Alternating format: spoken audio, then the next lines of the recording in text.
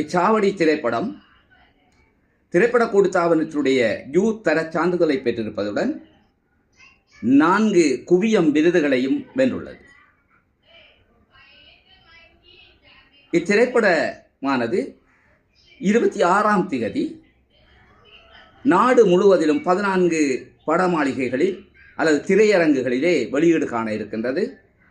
எமது மட்டக்களப்பு மக்களுக்கான அல்லது ரசிகர்களுக்கான திரையிடல் கல்லடி சுவந்தி திரையரங்கிலே 28/9/2025 ஞாயிற்றுக்கிழமை 4:30க்கு திரையிடப்பட இருக்கின்றது.